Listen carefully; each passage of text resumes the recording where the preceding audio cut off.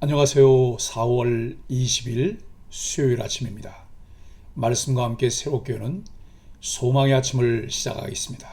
클레오버는 겸손하신 예수님은 정복자가 아니라 어린 양으로 오셔서 온 세상과 역사를 움직이셨다라고 이야기합니다.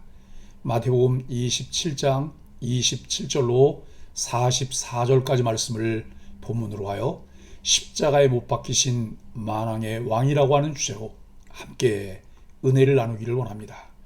마귀는 40일을 금식하신 예수님께 하나님의 아들이어든 돌로 떡을 만들라고 시험을 했습니다.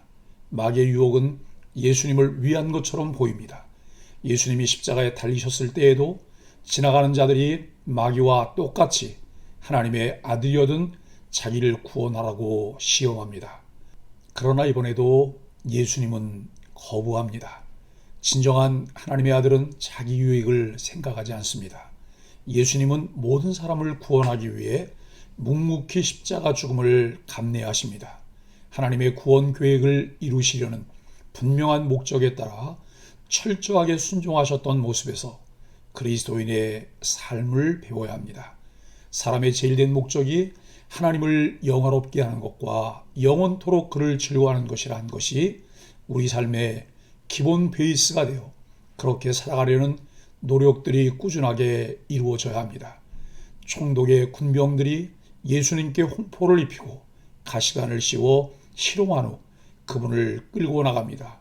골고다에 이르러 예수님을 십자가에 못 박고 유대인의 왕 예수라 쓴 죄패를 붙입니다. 지나가는 사람들과 종교 지도자들은 예수님을 향해 하나님의 아들이어든 자기를 구원하고 내려오라며 조롱합니다. 빌라도가 예수님을 넘겨주자 로마 군인들은 예수님을 조롱하고 능욕합니다.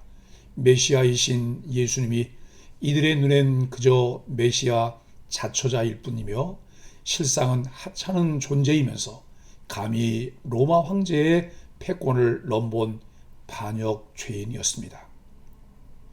그래서 이들은 예수님을 로마 황제처럼 꾸미고 놀리고 조롱합니다. 예수님이 누구신지 알았더라면 이렇게 불경한 짓을 하지 않았을 텐데 결국 무지가 그런 죄를 짓게 합니다. 이런 죄의 모습은 누구에게나 있을 수 있다는 것을 명심하며 날마다 자신을 돌아보고 하나님을 아는 지식 안에서 자라가는 일을 계속하여야 합니다.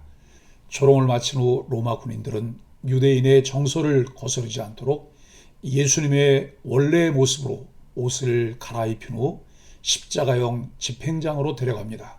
신앙은 사람의 눈을 의식하느냐 하나님의 눈을 의식하느냐가 결정합니다. 사람의 눈만 의식한다면 진실한 신앙인이 될 수 없고 외식하는 위선자의 길을 걷게 되지만 하나님의 눈을 의식하는 호람대오의 자세를 갖는다면 늘 자신에게서 부족함을 찾고 그 부족을 채워주실 성령님을 의지하게 됩니다.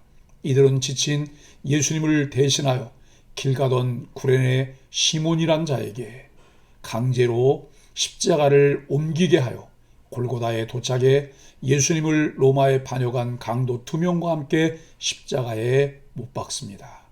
제목은 유대인의 왕, 즉 로마에 대항하는 유대 메시아 행세를 했다는 것입니다.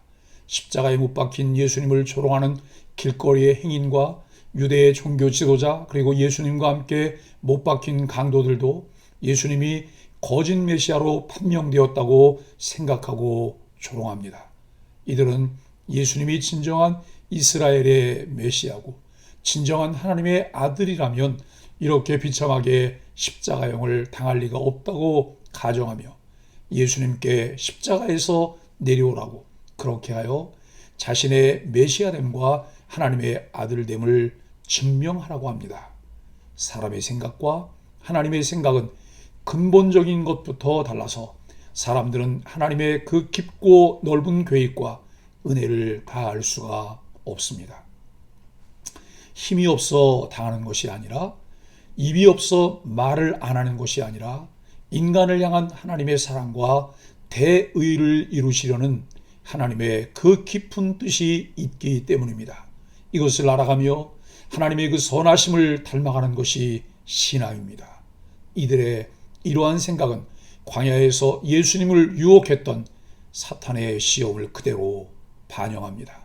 어떻게든 예수님을 넘어지게 하고 모든 계획이 실패하게 하여 자신의 왕국을 구축하려는 사단과 자신을 대속물로 내어주시는 온전한 희생과 헌신으로 인류에게 하나님의 나라를 누리게 하려는 하나님의 선하심을 읽을 수 있어야 합니다. 이것은 이들이 모두 사탄의 유혹에 넘어갔던 아담과 하와같이 사탄의 입장에 서서 하나님을 반역하고 하나님을 조롱하고 있음을 알게 합니다. 우리 안에는 하나님을 영화롭게 하고 영원토록 그를 즐거워하는 사람의 제일된 목적이 나를 이끄는 것이 아니라 자기 중심적이어서 자신이 주도하고 자신의 욕구를 채워 만족해 하려는 마음이 지배하고 있습니다. 27절로 31절은 로마 군인들의 조롱입니다.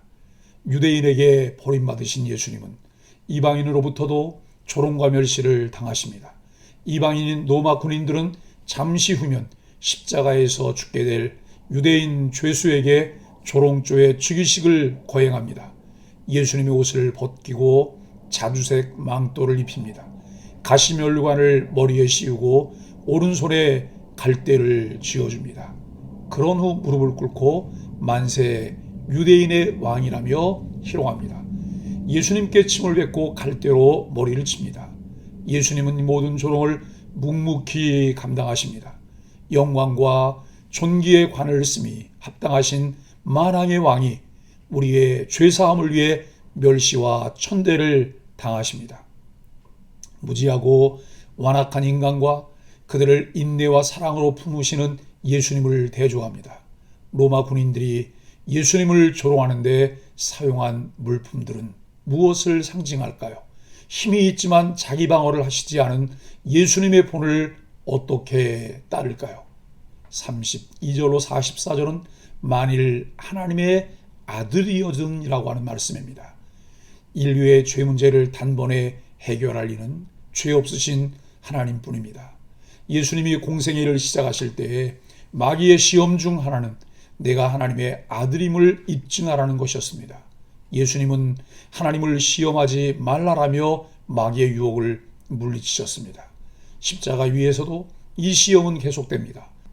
지나가는 사람들과 종교 지도자들이 내가 만일 하나님의 아들이거든 자기를 구원하고 십자가에서 내려오라며 조롱합니다.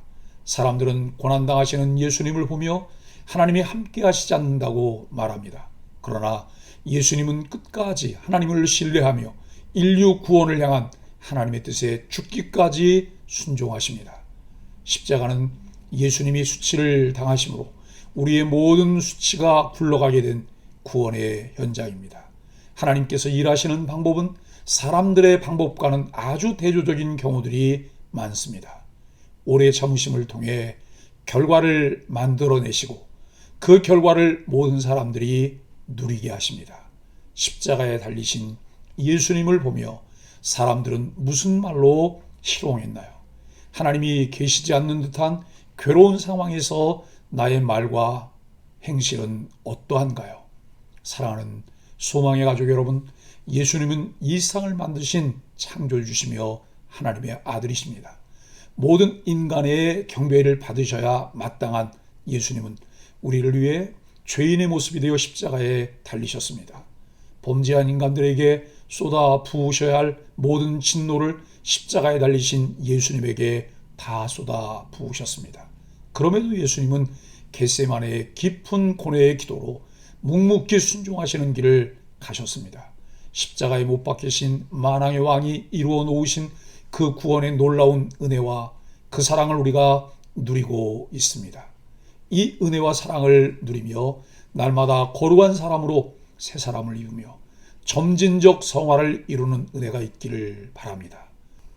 그 은혜가 우리들에게 나타나 예수님 닮은 향기가 이웃들에게 전달되어 그들의 삶도 변화시키는 은혜가 있기를 예수 그리스도의 이름으로 간절히 축복합니다. 함께 기도하겠습니다. 참을 수 없는 수치와 조롱 속에서도 하나님의 뜻을 신뢰하며 묵묵히 순종하신 주님을 바라봅니다. 주님을 왕으로 인정하지 않고 믿음을 비웃는 세상에서 때론 무기력하게 보일지라도 주님이 걸으신 십자가의 길을 따라 굳굳이 걸어가게 하여 주옵소서. 예수님의 이름으로 간절히 기도합니다. 아멘.